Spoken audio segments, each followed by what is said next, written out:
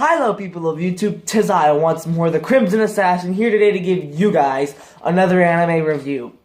And today, people of YouTube, we're going to be checking out an anime from a series that I have been sort of in love with since last year. I like the series a lot, and it's now its third anime installment of its fourth part. Ladies and gentlemen, people of YouTube, we're going to be taking a look at Jojo's Bizarre Adventure. Diamond is Unbreakable.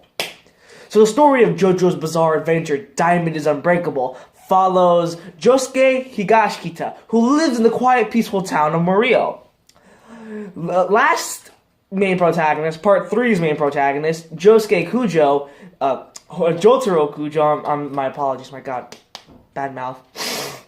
Jotaro decides to visit Josuke, and for a few reasons. Number one, he's on the lookout for the serial murderer who just so happens to have a stand, and just so that he can stay in the town of Morio and make sure that nothing really bizarre is going on.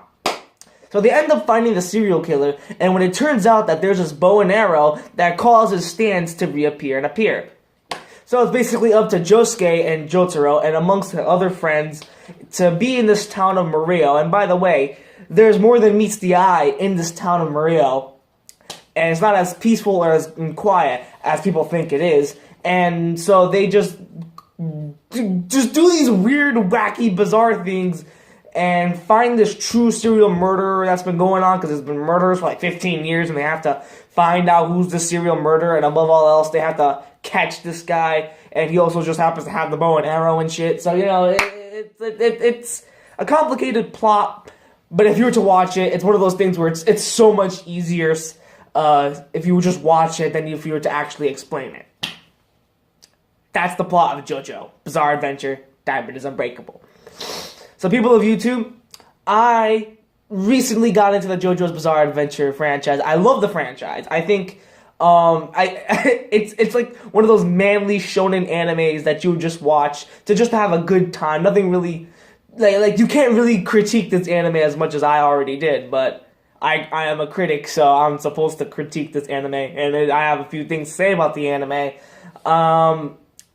I think Diamond is Unbreakable is a very solid JoJo's Bizarre Adventure. It's a very solid JoJo's Bizarre Adventure story, and I think that it should have been a little longer, considering that Stardust Crusaders was over 50 episodes. This one was only 39. But I did enjoy the anime, and here are the things that I like, but also the things that I dislike. And here they come. The first and biggest praise that I'll give JoJo's Bizarre Adventure Diamond is Unbreakable is, of course, the animation done by David Productions. They still pull this anime off. And what's so unique about the animation here in Diamond is Unbreakable is the fact that in the previous JoJo's Bizarre Adventure, they went for a more manga-esque kind of drawing style when it comes to the animation. I feel like it was heavily influenced by its manga. While that's sort of the case in Diamond is Unbreakable, I feel like one of the things that differentiates itself from the previous JoJo's Bizarre Adventure is that it's definitely way more colorful, and some of the characters kind of doesn't even look like they're from a manga. They look like, you know, like an actual anime character. At least some of the characters. Most characters kind of do, but you know, I don't really mind. The character designs are all solid. As well as the character designs of the stands. I like all the designs of the stands, except for one, and that's kind of it was pretty lazy, and that was Yukako's stand, which was literally just her hair. I thought that was really lazy, kind of. But I did enjoy all the stands and their designs and their abilities. Going hand in hand with the animation is its action sequences. The action is pretty solid. Not as great as the previous JoJo's Bizarre Adventure, but they still hold up. The action sequences are still intense, still amazing, and will keep you towards the edge of your seat. And I just began keeping that same style of JoJo's Bizarre Adventure, on how over the top and how crazy this anime was. I feel like the battles were a little more intense in Diamond is Unbreakable, but and Stardust Crusaders is still the best. Stardust Crusaders still had the best action, in my opinion, at least. But in Diamond is Unbreakable, the action is still good, very solid. Good job. The story of Diamond is Unbreakable is quite good. it definitely will keep you engaged and it will keep you interested throughout the entire anime.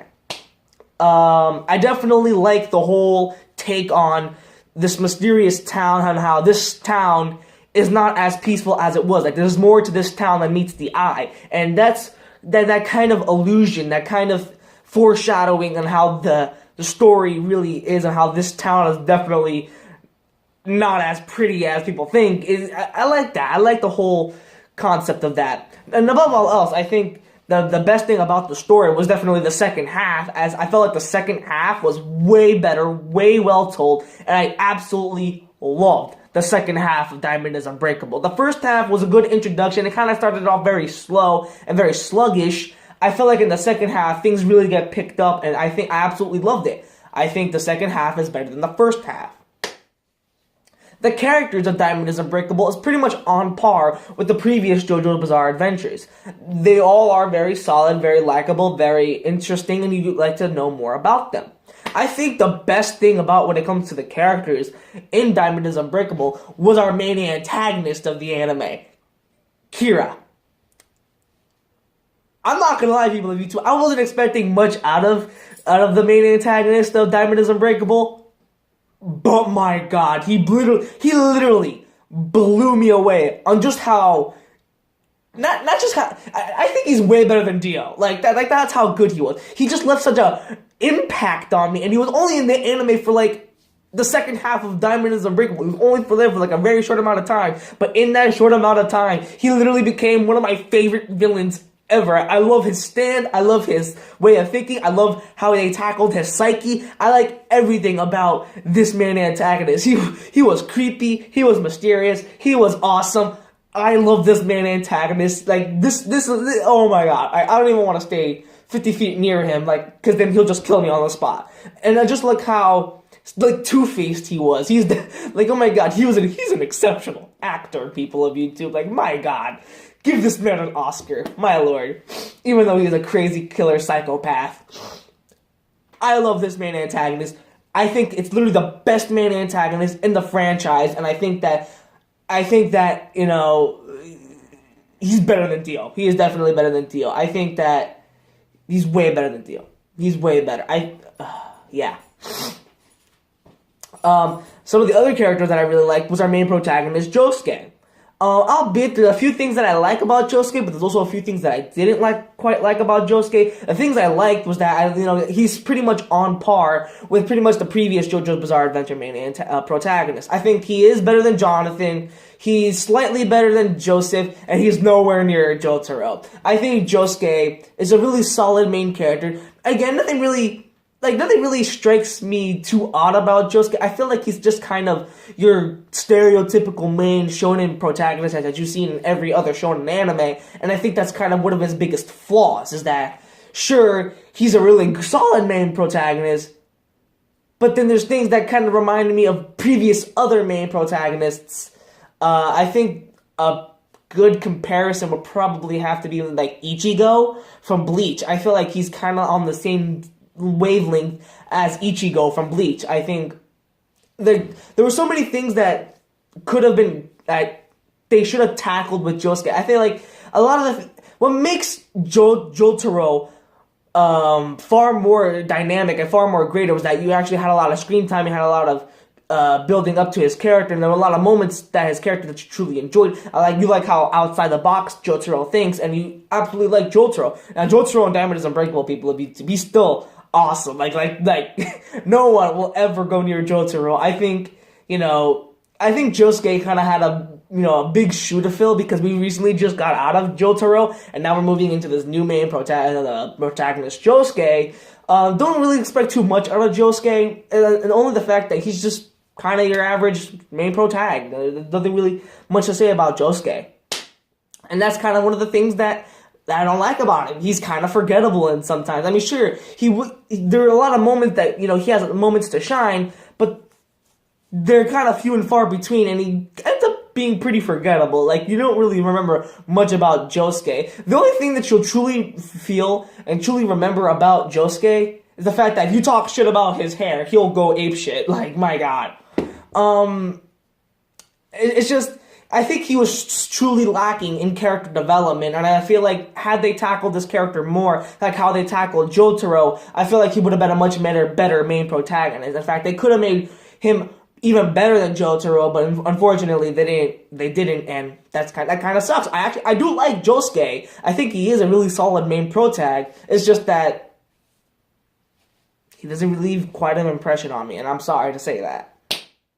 The other characters in Diamond is Unbreakable: Koichi, Okuyasu, the main antagonist. They all are solid.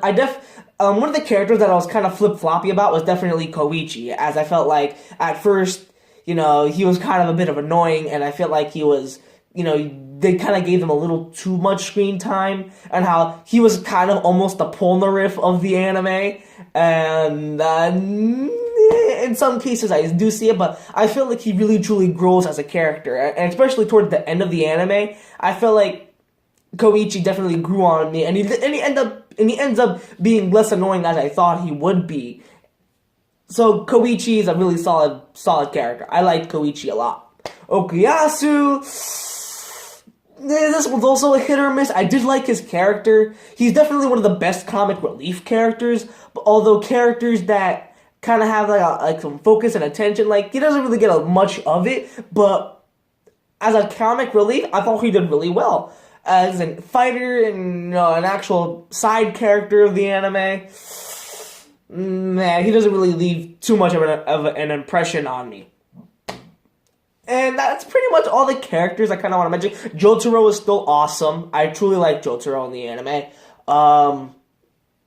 Yukako, I think her name is, kind of did not leave an impression on me. And I did not like how they tackled her relationship with Koichi.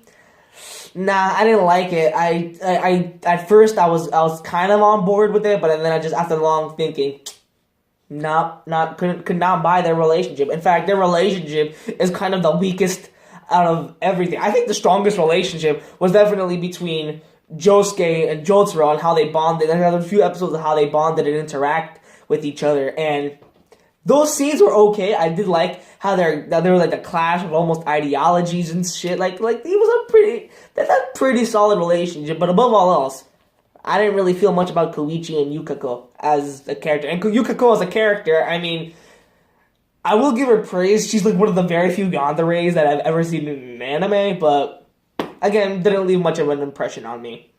I am talking pretty highly about Diamond is Unbreakable, but there are a few issues that I have with it. And they're pretty much the same exact issues that I have with the previous JoJo's Bizarre Adventures. And before you type in that comic, I just want to make this clear. I don't care that this was made, that this anime's manga was made in the 1970s. I don't care. I truly don't.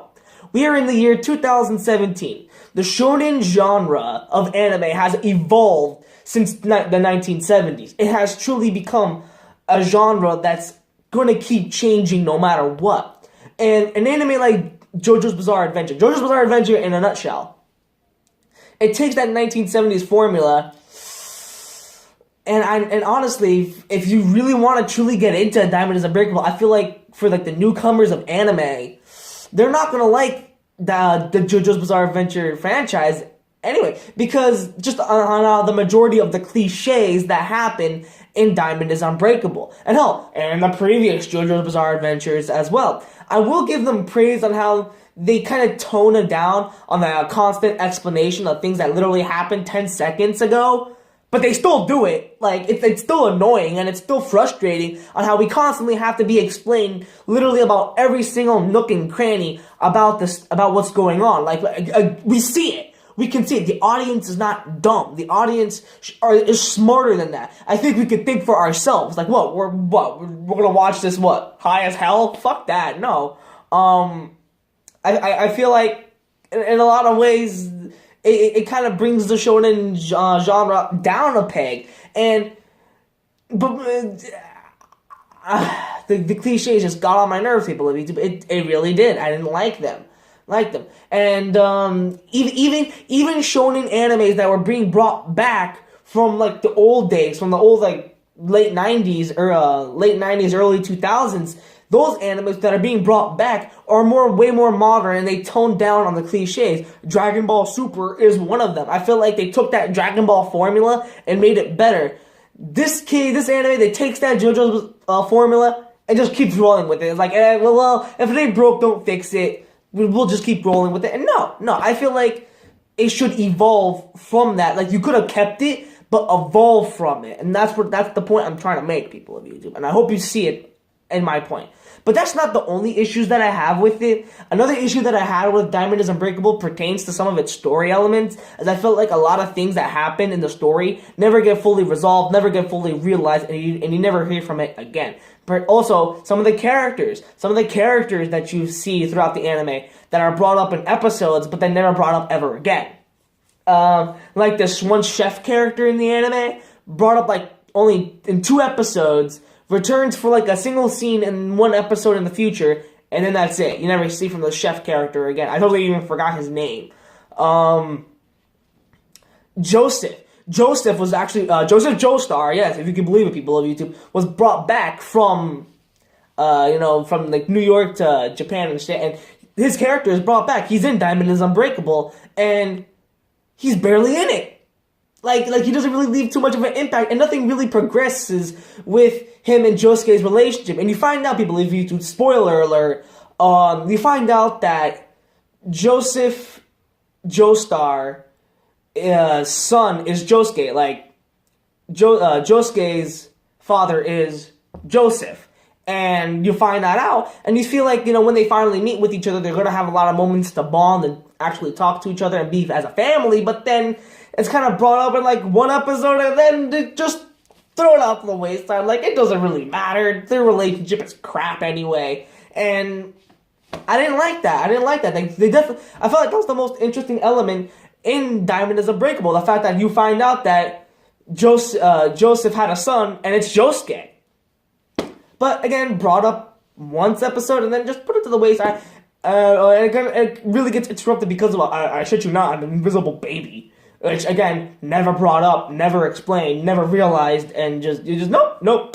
Now, I know some of these questions and elements have been brought up in, like, previous parts in the manga, but this is the anime review, people of YouTube, so let me just get that one thing straight. It's the anime review, not the manga review. When part 5 comes out, maybe it'll address some of those, maybe you might get a few episodes with Joseph and Josuke, but, I mean, Joseph is old, but whatever. Whatever. I'm done. I'm done ranting about some of these elements. Above all else, people of YouTube, am I being too harsh on it? Yeah, I am, but I did overall enjoy Diamond is Unbreakable. I feel like it's better than 2012, but it's not as good as the Stardust Crusaders. I still think Stardust Crusaders is the best one, but do keep in mind, it's just my opinion. I think that, maybe part 5 will be the best part ever. I don't know. And I think I'm just going to wrap this video up. We're already past the limit. I'm going to give JoJo's Bizarre Adventure, Diamond is Unbreakable, a solid 8 out of 10. I do think this is an anime definitely worth checking out, especially if you are very into the JoJo's Bizarre Adventure universe. And if you want to start watching JoJo's Bizarre Adventure, I'm sorry, you're going to have to watch 2012. And trust me, that is like cringy. Very cringy. That's all the time we have, people of YouTube. And let me know down in the comments below, what did you guys truly think of Diamond is Unbreakable? Did you like it? Did you hate it? Please let me know in the comments down below. And until then, people of YouTube, if you would like to see more of this channel, please consider subscribing. And until then, people of YouTube, 'tis I once more, the Crimson Assassin, saying, peace, YouTube.